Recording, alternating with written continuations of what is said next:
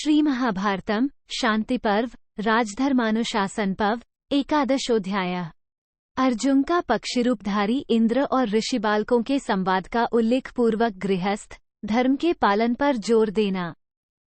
अर्जुन ने कहा, भरत श्रेष्ठ, इसी विषय में जानकार लोग तापसों के साथ जो इंद्र का संवाद हुआ था उस प्राचीन इतिहास का उदाहरण दिया करते हैं। एक समय कुछ मंदबुद्धि कुलीन ब्राह्मण बालक घर को छोड़कर वन में चले आए। अभी उन्हें मूंछ दाढ़ी तक नहीं आई थी। उसी अवस्था में उन्होंने घर त्याग दिया। 2 यद्यपि वे सब के सब धनी थे, तथापि भाई बंधु और माता पिता को छोड़कर इसी को धर्म मानते हुए वन में आकर ब्रह्मचर्य का पालन करने लगे। एक दिन इंद्रदेव ने उन पर कृपा की। 3 भगवान इंद्र सुवर्णमय पक्षी का रूप धारण करके वहां आए और उनसे इस प्रकार कहने लगे, यज्ञशिष्ट अन्न भोजन करने वाले श्रेष्ठ पुरुषों ने जो कर्म किया है वह दूसरों से होना अत्यंत कठिन है। उनका ये कर्म बड़ा पवित्र और जीवन बहुत उत्तम है।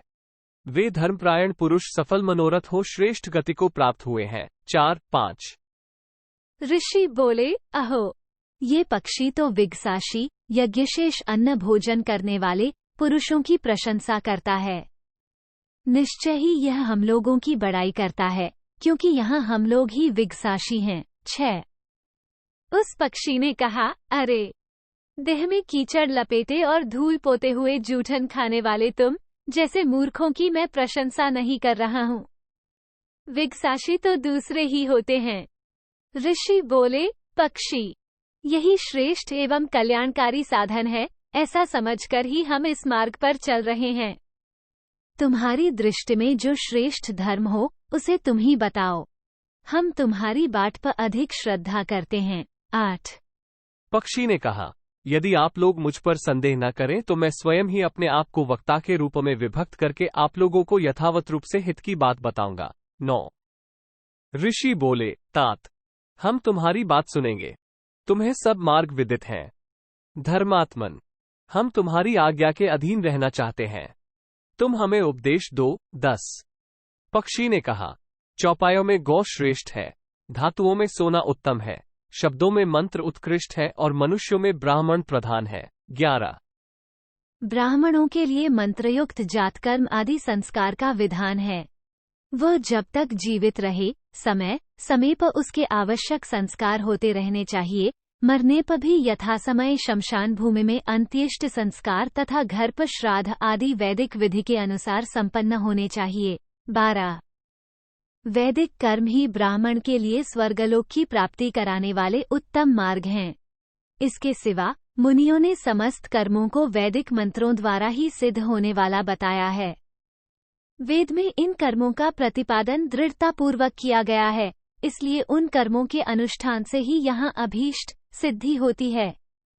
मास, पक्ष, ऋतु, सूर्य, चंद्रमा और तारों से उपलक्षित जो यज्ञ होते हैं उन्हें यथासंभव संपन्न करने की चेष्टा प्रायः सभी प्राणी करते हैं।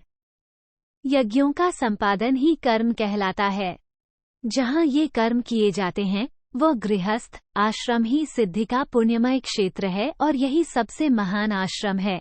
13-15 जो मनुष्य कर्म की निंदा करते हुए कुमार्ग का आश्रय लेते हैं उन पुरुषार्थहीन मूढ़ पुरुषों को पाप लगता है। 16 देव समूह और पितृ समूहों का यजन तथा ब्रह्मवंश वेद शास्त्र आदि के स्वाध्याय द्वारा ऋषि मुनियों की तृप्ति, ये 3 ही सनातन मार्ग हैं।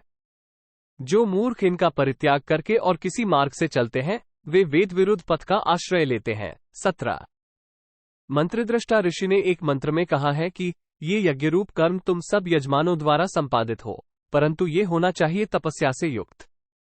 तुम इसका अनुष्ठान करोगे तो मैं तुम्हें मनोवांछित फल प्रदान करूंगा। अतः उन वैदिक कर्मों में पूर्णतः संलग्न हो जाना ही तपस्वी का तप कहलाता है। 18 हवन कर्म के द्वारा देवताओं को, स्वाध्याय द्वारा ब्रह्मर्षियों को तथा श्राद्ध द्वारा सनातन पितरों को उनका भाग समर्पित करके गुरु की परिचर्या करना दुष्कर व्रत कहलाता है। 19 इस दुष्कर व्रत का अनुष्ठान करके देवताओं ने उत्तम वैभव प्राप्त किया है। ये गृहस्थ धर्म का पालन ही दुष्कर व्रत है। मैं तुम लोगों से इसी दुष्कर व्रत का भार उठाने के लिए कह रहा हूँ। 20 तपस्या श्रेष्ठ कर्म है। इसमें संदेह नहीं कि यही प्रजावर्ग का मूल कारण है। परंतु गार्हस्थ्य विधायक शास्त्र के अनुसार इस गार्हस्थ्य धर्म में ही सारी तपस्या प्रतिष्ठित है। 21 जिनके मन में किसी के प्रति ईर्ष्या नहीं है, जो सब प्रकार के द्वंद्वों से रहित हैं, वे ब्राह्मण इसी को तप मानते हैं। यद्यपि लोक में व्रत को भी तप कहा जाता है, किंतु वह पंचयज्ञ के अनुष्ठान की अपेक्षा मध्यम श्रेणी का है। 22 क्योंकि विकसाशी पुरुष प्रातः सांकाल विधि विधान पूर्वक अपने कुटुंब में अन्न का विभाग करके दुर्जय अविनाशी पद को प्राप्त कर लेते हैं। देवताओं, पितरों, अतिथियों तथा अपने परिवार के अन्य सब लोगों को अन्न देकर जो सबसे पीछे अवशिष्ट अन्न खाते हैं, उन्हें विकसाशी कहा गया है।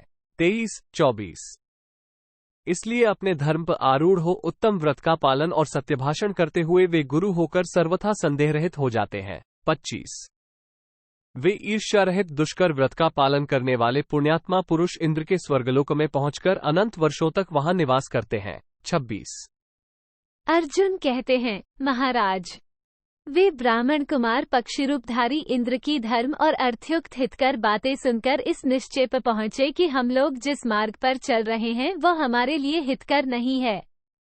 अतः वे उसे छोड़कर घर लौट गए और गृहस्थ धर्म का पालन करते हुए वहां रहने लगे। 27 सर्वज्ञ नरश्रेष्ठ, अतः आप भी सदा के लिए धैर्य धारण करके शत्रुहीन हुई इस संपूर्ण पृथ्वी का शासन कीजिए। 28 इस प्रकार श्री महाभारत शांति पर्व के अंतर्गत राजधर्मानुशासन पर्व में अर्जुन के वचन के प्रसंग में ऋषियों और पक्षिरूपधारी इंद्र के संवाद का वर्ण विषयक 11वां अध्याय पूरा हुआ। 11